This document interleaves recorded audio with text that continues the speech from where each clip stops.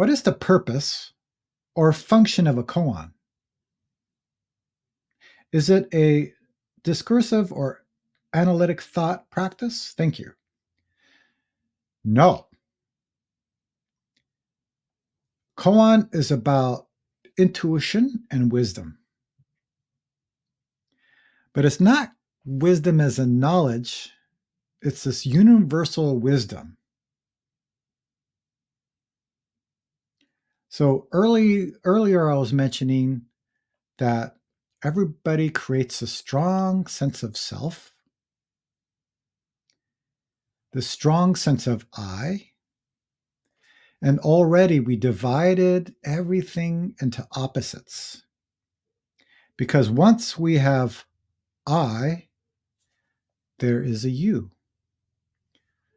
Now we have I, you, us, them, good, bad, right, wrong, like, dislike. And we live in this opposites world. So this is what we call delusion. Ignorance. Another way of looking at ignorance is not seeing the truth of this world, ignoring the truth. Because we live in this false world, this deluded world that we created, we cause a lot of suffering for ourselves and others. So Zen practice means understanding our true self, seeing through this ego that we've created. So Kongans help us with a few things. First, they help us experience our enlightened nature. So again, I was talking about sometimes we say that your original mind is like a mirror. The mirror doesn't have anything in it, it just reflects everything as it is. But what happens is we create this I, from there we create this opposites world. And now this mirror has this very strong, dark filter. And we perceive this world through that filter. So the first thing that koans help us do is take away this filter, take away this opposites world. That's why when you look at it, and koans may seem like a riddle. But that's because people are attached to words, attached to thinking, attached to understanding. Now, of course, we need words, thinking, and understanding to function in our lives. That's not the problem. The problem is we're attached to it.